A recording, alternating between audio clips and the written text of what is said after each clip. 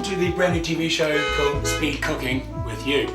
Basically what I'm going to do is a 3-course meal in under 2 minutes. I'm going to start with, we're going to have an entree, a soup, we're going to have a main which is going to be an Italian pasta, we think, very creamy and very healthy, and also later on a peach caramel dessert type fruit thing. So let's waste no more time, eh? Let's go. What we need to do is do the mince really, so the mince there, so here we go. Frozen, that's no good to me. But luckily, I've got these pies here, which will be fine. Basically, what we do is out here, basically chop that, use the mince from that, from the pies, in there. It's fantastic. What we're going to do now, I'm going to start the now it's time for the fruity goodness that goes in there, and this is what we're going to use. Look at this. There they go. I think we need some more fruit. How about these beautiful, luscious nectarines? At $2.95. Put that in there. Bring it over here. Bring it to boil. We've got one here already going, so we don't need that anymore. Now let's get the pasta. Put it in there. So we're going to need lid for that. We've got one here. That looks pretty good. Time to get the vegetables chopped. The rest of the main on the go. Let's do it. Okay. Now whack everything up on about 1,000. We haven't got time to defrost stuff. We've just got to keep moving. Okay. Get some of these veggies going. Okay, here we go. Yeah. Time to chop. That's no good to me. Okay, we need something bigger. Get them in there. Looking good. Okay. Here we go. Speed. Let's get back to the dessert.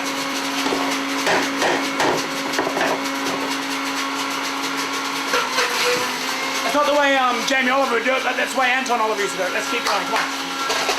Woo, hot work. Back to me. That'll go in there. There you have it. There's one I got earlier.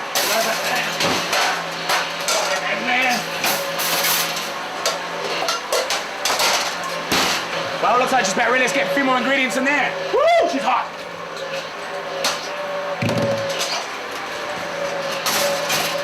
One night earlier.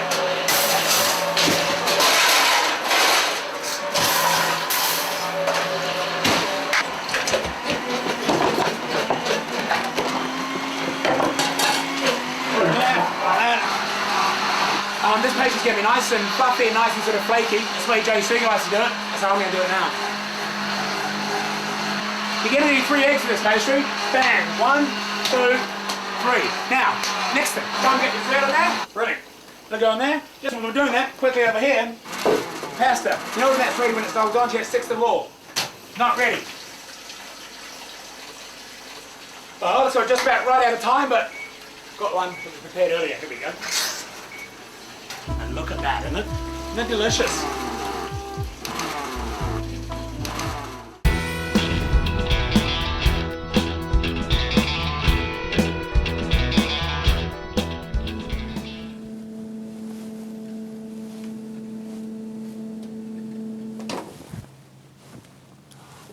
Bok Choy.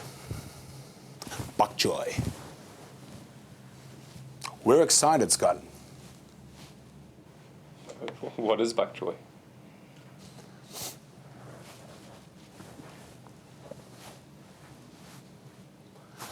I'd like you to meet Bok Choy.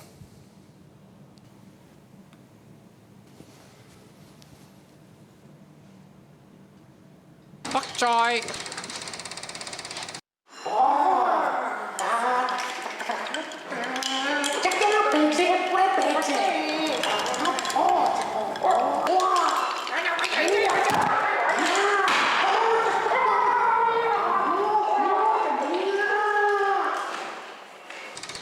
Bok Choy.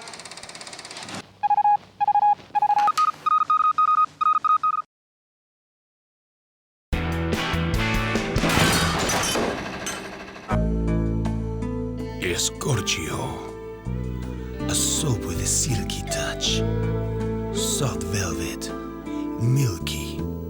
Scorchio, with a sniff of 5 seasons, it has to be Scorchio, with 11 herbs and spices and the freshness of a mountain. Scorchio. Is this a bad time? Cut!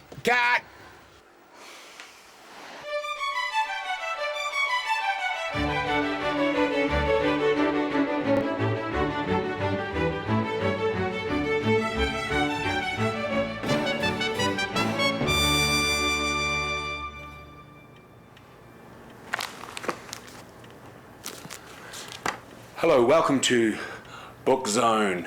It's a relaxed book show where, as you can see, I'm wearing my blue jeans, and it's where we talk to acclaimed writers and people like that. Joining me today is a writer, Joe Bennett. Joe, welcome to the show. Thank you, Lee. I had a book out last year which received mixed reviews, but I like... I'm sorry, I wasn't aware of it. I do apologise. Yes, the book, of course, as you know, was Battling the Yeti and Alcoholism, and it's... Well, Batting the Yeti. Battling? Oh, battling. I thought it was a cricket book. Yeah.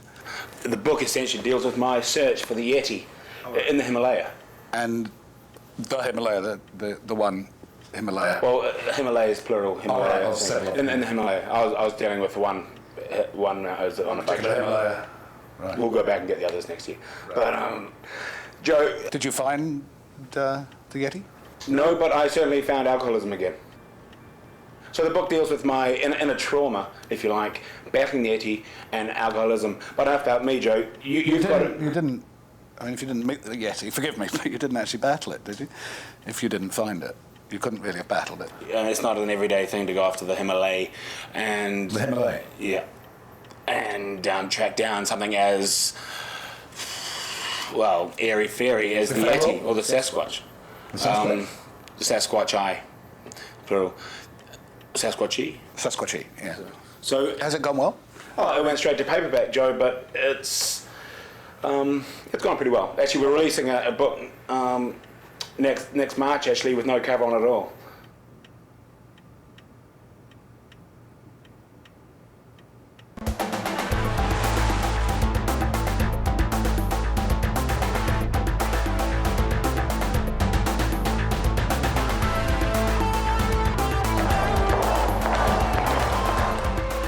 Speedo Cops. It's a typical night for the Speedo Cops. Enter. Chief Inspector Creech has some news for the boys from Speedo Division. Constable Scott, Constable Taylor. At ease, gentlemen. As you're probably aware, we have, one of those reality television documentaries. Documentary. Thank you. Doco. Docu-soaps. Docu-soaps? No, it's not a soap. This is reality. Taylor, eyes front. I think they call them docu-soaps. That's enough, Scott. Don't go making fools of yourselves. You know, for God's sake, just try and be a little bit excited about your work. If you can't be excited about your work, you might as well be on that bloody Border Patrol program. Speedo Cops.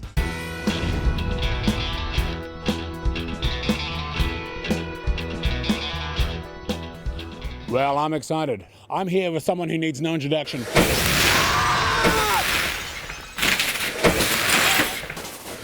Well, I'm excited. Help over here!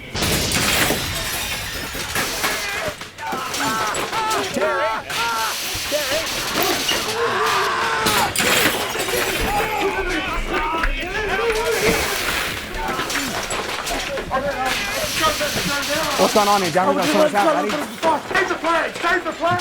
Get your out of here! Get your out of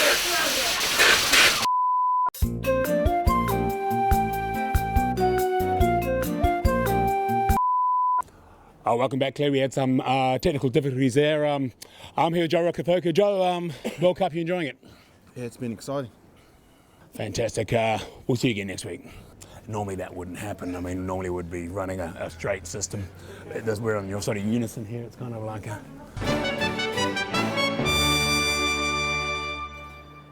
Joe, battling the Yeti and alcoholism was a life-changing experience for me when I wrote that book, and these are some of the reviews I'd like to read, if I may, about the book from some acclaimed critics. So here we have, he instinctively knows when to throw in a flashback. Even the flashbacks have flashbacks within the flashback. The man is a genius. Right. Who said that? That's one of my favourites. That was a man called Dave at Crown Forklifts. All right. Yeah. Well, flashbacks are tricky to use. Yeah. They're often overdone, and if you handle them well done. Well, I mean, I had so many flashbacks in this, I actually flashed back to the book that I hadn't actually written before this. Yeah, which hasn't been done before. Another one I enjoy is... Not really that surprised, to be quite honest.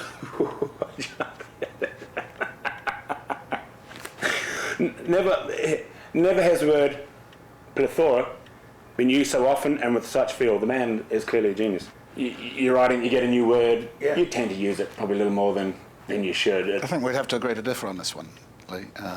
I think overindulging in a particular word is, can be a bit sort of show-offy. In a way, look at me, I know this long word, so I'm going to use it every other page. But surely isn't writing a book full stop quite show-offy?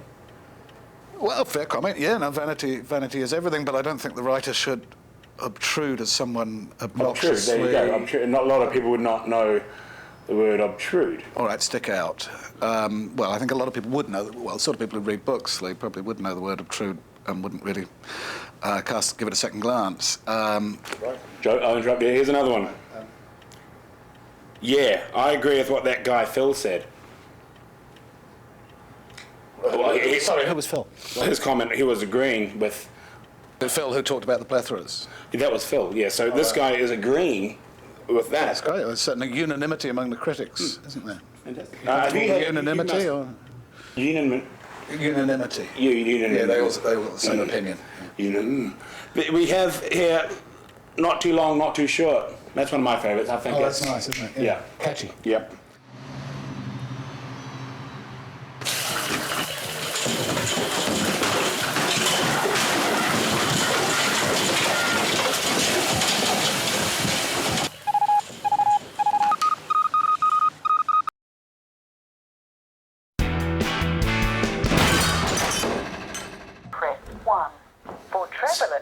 Hi. You ever notice how hard it is to actually talk to a human voice when you phone up certain businesses or agencies nowadays?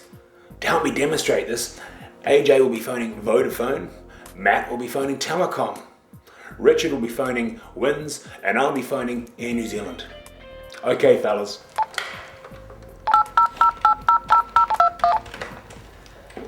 Welcome to Air New Zealand. Airpoints members to your ear. Yes. Welcome to Vodafone. Welcome to Telecom. Let's Select one of the following 4 options. You may experience a delay due to heavy customer demand. Welcome to Air Income. Good. One of our But I'm still on a priority. Right, but you're still in the system. Oh, yeah. Please enter your Yeah, no, 9-digit that's client number. Press 3. To report a fault, press 4. You want a coffee? Oh, please. Yeah, thank you. Very good. Take Bill. Please enter your 9-digit Ready client number. now. Couldn't make Richard a cup of coffee, could you? Yeah. Still having trouble with the key you're entering. Please try. Welcome to Vodafone. All of our customer service representatives are busy. Our online knowledge base can answer your questions now. Visit www.vodafone.com. Hello? I'm sorry. I can only accept 3 attempts. Sorry, that isn't a valid client number. Please enter your 9-digit client number. If you don't have a client number, please hold. We are unable to confirm the client number. We're still having trouble with the key you're entering. Please try again. Please hold while your call is It'd be lovely, thank you. Welcome to Telecom. We're currently experiencing a period of high demand and all our business users are currently busy assisting other customers. Please be assured that your call isn't talking to us and we're the call service. Please hold while we transfer you. 3. No. One of the choices we're offering. For prepay inquiries, press 1.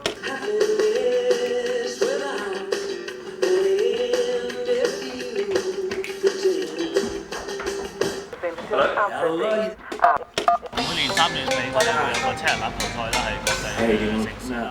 offering here. I'm back in the queue. I've marked up. It's good to know. No, wait, seriously, I'm nearly there. It's not one of the choices we're offering Second here. opinion on this one. Could you please try again? Welcome to New Zealand Holidays. You're speaking with Helen. Hello? Hello?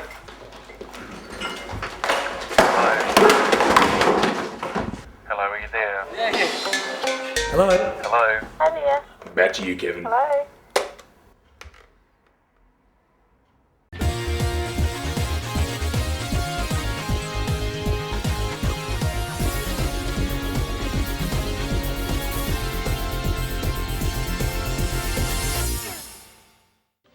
just can't let that happen.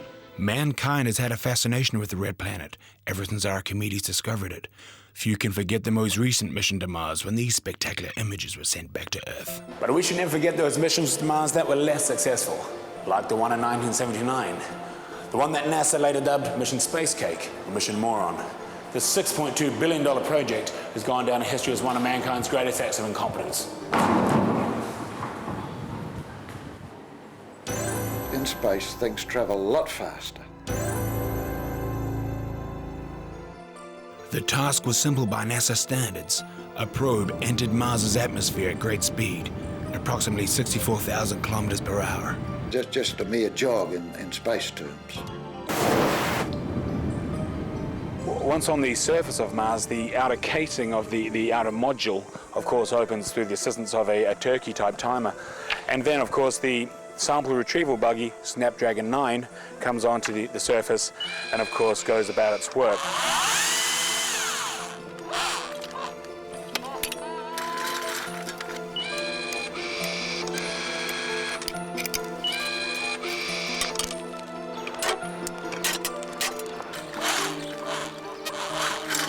Remarkably, Phase 1 went to plan. The probe landed gently on Mars's surface, be it 76,000 kilometers off course, mere inches in space terms. An excited NASA prepared to transmit the first images from the surface of Mars. At first, it appeared there must have been a faulty circuit, as the images were dark and lacked definition. A complicated checklist procedure confirmed their worst fears. Somebody had left the lens cap on.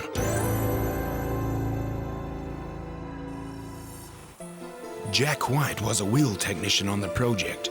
He remembers the drama well.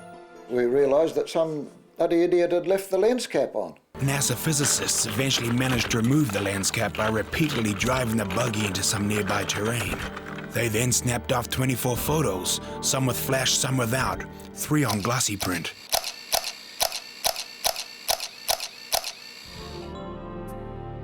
NASA now needed to develop the photos in order to view them. And of course, the film was developed at Skylab, the 1-hour photo lab hovering in space.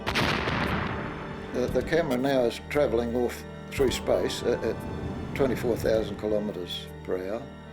Well, that's a mere jog in space terms, though, Dr. White, surely. And that's just a mere jog in space terms. At 62,000 kilometers per hour, a mere jog in space terms, but then drama. It crashes into Skylab, destroying their navigational equipment and the delicate rollers needed to develop the snaps. The success of the mission now lay with the sample retrieval buggy, Snapdragon 9. But then drama. The buggy is remote controlled from the Earth procedures, and it is to go out and do its exploration and pick up rock samples. What went wrong? You've got to realise that it takes approximately 42 minutes for messages to reach the instructions on the mobile. When it was supposed to do a left turn, that's the buggy, the machine just kept naturally going on for another 42 minutes.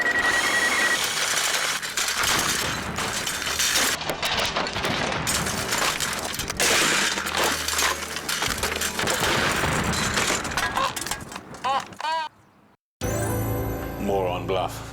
Correct. Moron's bluff, but, they're your words. Jack has now sold most of his high-tech equipment to cash converters. He's put his NASA days behind him. Scott now works in a 2-hour photo lab near Tallahassee. His wife is having an affair with a guy called Denise. Dr. Jerry Garcia Minsenson became an expert on the Sasquatch. He was recently kicked out of a Bigfoot conference in Las Vegas for getting in a drunken brawl with a Sherpa. As we look up at the stars into a future, a life in space, we can only hope that NASA have learned from their past errors. Speedo cows. Constables Scott and Taylor are on the lookout for the graffiti artist's van. It's a typical day for the Speedo cops. You see, this isn't really a typical day. We've been asked to look out for a vehicle, which we have been tracing for a while, so it's just a matter of biding your time, really. It's I copy that. No viewage of the after-forming vehicle. You better muff up.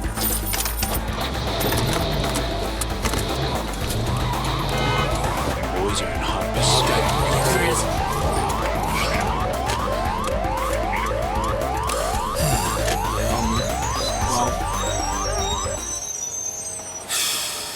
We lost him. That's not typical. We're trained basically to, do you want to call it in? Constable Taylor will call it in. Did you get him? Speedo cops.